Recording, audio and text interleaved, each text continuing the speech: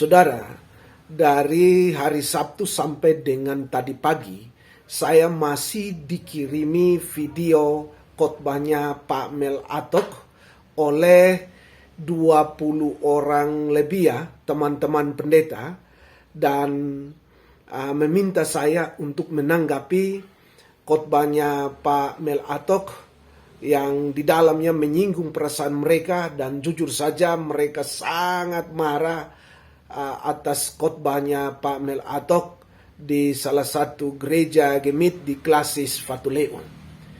Jadi saudara, saya memang setelah mempunyai waktu dan menyimak seluruh khotbahnya pendeta Mel Atok, memang materinya itu tidak salah ya. Materinya itu tidak salah. Hanya saja Pak Mel itu tidak seni di dalam menyampaikan khotbahnya. Gara-gara itu saudara, maka menimbulkan beberapa respon yang luar biasa, kecaman yang luar biasa dari teman-teman pendeta, bahkan dari warga Gemit. Ada yang mengatakan bahwa Pak Mel itu hanya teriak-teriak saja seperti preman. Lalu ada juga yang mengatakan bahwa dia memperalat mimbarnya Gemit hanya untuk mau membuli Gemit. Dia merendahkan pendeta Gemit.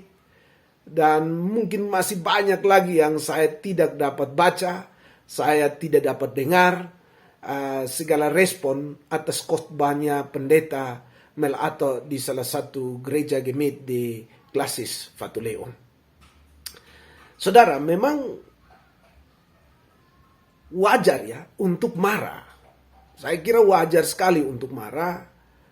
Dan saya juga memang jengkel juga ya ketika mendengar beberapa bagian kata-kata dari Pak Mel di dalam khotbahnya, yang saya kira itu sangat-sangat intergarden ya, sangat kanak-kanak. Memang khotbahnya Pak Mel itu tidak mengeneralisir akan seluruh pendeta yang ada. Tidak pukul rata semua pendeta. Namun, Pak Mel hanya berkata ada pendeta. Nah itu, ada pendeta yang bodoh. Nah ini yang menjadi soal di sini. Ada pendeta yang bodoh. Nah, paling tidak, mestinya Pak Mel sebut siapa, karena masalahnya Pak Mel omong Gemit, lalu omong pendeta, lalu tidak sebut siapa, hanya bilang ada. Nah ini yang masalah. Kalau Pak Mel mengatakan bahwa ada pendeta yang bodoh, ya siapa? Itu. Lalu mengapa disebut bodoh? Nah paling tidak itu ya, siapa, lalu mengapa disebut bodoh? Sehingga kita bisa tahu, jadi tidak asal klaim bodohnya itu. Ini yang membuat teman-teman begitu marah, bahkan antipati terhadap Pak Mel. Dan saya juga tidak terima, kalau saya memang tidak terima yang seperti ini. Ini karena senia, melupakan seni di dalam berkhotbah. Saudara, kalau tidak ada kejelasan tentang siapa yang bodoh, lalu mengapa dikatakan bodoh? Ya, bisa saja ada dugaan bahwa ini hanya karangan Pak Mel saja untuk kebutuhan khotbahnya Pak Mel atau kebutuhan kontennya Pak Mel saja. Atau Pak Mel mengklaim bodoh hanya gara-gara ada pendeta yang tidak memberikan mimbar untuk Pak Mel berkhotbah. Waduh, saya kira kalau klaim seperti ini klaim yang intergarden ya. Intergarden. Kanak-kanak lah. Karena Pak Mel harus sadar dan tahu diri bahwa ini organisasi kami.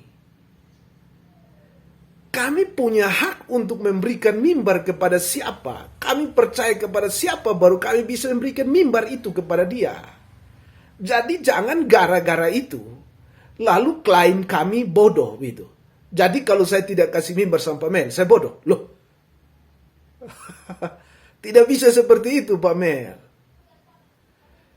Jadi Pak Mel harus sadar ya, bahwa Pak Mel ini lebih sering diterima di Gemit ya. Lebih sering diterima. Kalau dibandingkan Pak Mel dengan Pak Esra Soru, justru Pak Mel lebih sering diterima daripada Pak Esra. Loh, kok sudah dikasih mimbar? Bukan dipakai untuk memberitakan firman dengan ya baik, dengan senilai yang menyenangkan. Kok ini malah membuli lagi? Ini saya sangat heran sekali, dan saya kira ini tindakan over daripada Pak Mel. Dan ini bukan hanya tindakan over ya, tetapi kurang ajar gitu. Dan Pak Mel harus diajar tentang ini. Pak Mel harus rendahkan hati lalu menerima kritikan ini. Rendah hati dan terima kritikan ini. Kami Gemit ini sudah mengalami kritikan dari berbagai macam organisasi, berbagai macam orang. Ya, dan saya juga senang gitu ya, karena Gemit diperhatikan gitu. Karena itu Pak Mel juga tidak boleh anti kritik. Dengar ini baik-baik, lalu terima ini kritikan, supaya ketika memberitakan tidak jadi batu sandungan. Memberitakan Injil tidak jadi batu sandungan. Jadi, saya kira ini penting sekali untuk Pak Mel ya. Kali ini Pak Mel yang dikritik ya. Kali ini Pak Mel yang dikritik, dan harus berbesar hatilah menerima kritik ini ya, untuk lebih baik lagi ke depan. Ya, saya tahulah Pak Mel punya pengikut yang sangat banyak gitu ya. Pengikut yang sangat banyak, tapi buat pengikut-pengikut juga harus ya terima juga lah bahwa Pak Mel itu juga manusia yang bisa membuat kesalahan dan perlu dikritik, dan dia harus memperbaiki cara berkhotbahnya sehingga ada seni di dalam khotbahnya. Yang berikut yang perlu Pak Mel sadari adalah ketika pergi memberikan hadiah kepada orang di rumah orang sendiri, jangan sombonglah. Jangan pergi memberikan hadiah dengan marah-marah. Waduh, Pak Mel tidak berarti Pak Mel punya hadiah lalu sombong sekali. Ya, berikan dengan cara marah-marah. Itu sama dengan Pak Mel punya hadiah duit, uang, satu peti yang beratnya itu 200 kilo, lalu suruh orangnya pasang kepala di bawah, lalu Pak Mel dengan helikopter lalu jatuhkan uangnya di kepala orang itu, ya mati dong. Mati dengan hadiah-hadiahnya. Jangan jadi batu sandungan lah. Sayang sekali ya, Pak Mel ini adalah seorang penginjil top. Dan saya hormat buat itu, saya akui. Dan mudah-mudahan baru-baru itu adalah sebuah kesalahan lidah, karena mungkin lagi jengkel atau emosi apalah begitu dilempaskan di situ, ya sudahlah. Tapi Pak Mel harus paham ya, bahwa kami Gemit ini sangat terbuka bagi siapa saja untuk berkhotbah. Makanya Pak Mel seenaknya dapat mimbar kami, tetapi juga seenaknya membuli kami gitu. Ini lain kali tidak boleh lagi seperti ini. Lalu saran saya bagi teman-teman pendeta, jangan karena kasus Pak Mel Atok ini, lalu hubungan kita dengan denominasi lain menjadi rusak, menjadi putus ya. Kita tetap menjadi gereja yang terbuka untuk siapa saja mau berkhotbah, tetapi sekarang harus dengan catatan. Catatannya begini, setiap para hamba Tuhan dari denominasi mana saja yang mau datang untuk berkhotbah di tempat kita, maka dia wajib memberikan materinya 1 minggu sebelum untuk kita periksa dulu. Kalau misalkan materinya itu Alkitabiah, kita kasih mimbar untuk dia pakai untuk berkhotbah. Tetapi kalau tidak, kita pulangkan.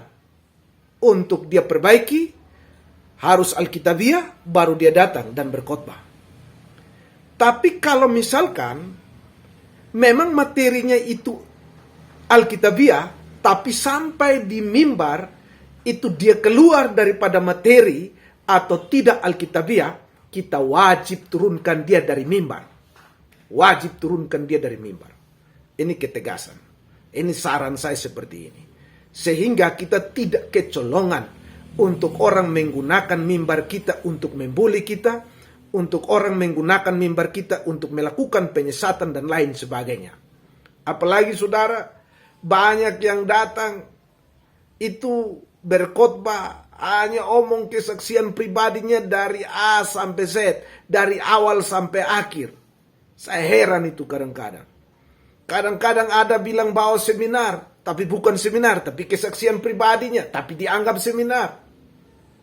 Tapi juga kadang-kadang karena faktor keuangan, faktor duit, faktor finansial, karena kita dibantu sesuatu, maka dia juga seenak-enaknya pakai mimbar. Oh, kalau di saya tidak bisa.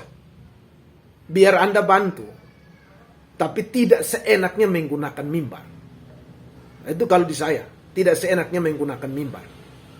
Kalau Anda tersinggung mau ambil pulang bantuan, ambil saja, tidak ada masalah. Itu ya. Jadi jangan juga gara-gara donatur, jangan juga gara-gara duit, lalu kita juga kasih mimbar. Tidak boleh. Saya kira tidak boleh. Iman kita tidak boleh digantikan, atau identitas kita tidak boleh digantikan gara-gara donatur, gara-gara duit, dan lain sebagainya. Tapi misalkan kalau ada orang yang punya dogmanya sangat luar biasa, sangat Alkitabiah dan sangat membangun jemaat, ya kita harus terbuka untuk menerima. Jangan juga kita merasa disaingi sehingga kita tidak menerima dia. Itu. Jadi ini penting sekali ya. Ini penting sekali. Karena itu pesan saya buat Pak Mel Atok, saya mengasihi Pak Mel Atok, dan saya berharap Pak Mel menerima kritik ini dan merubah di dalam khotbah-khotbahnya Pak Mel di mana saja, dan pasti banyak orang diberkati. Ngomong-ngomong, kapan ya datang berkhotbah di tempat saya, tapi bawa materinya lebih duluan sehingga saya memeriksanya aman baru naik. Itu saja. Tuhan Yesus memberkati.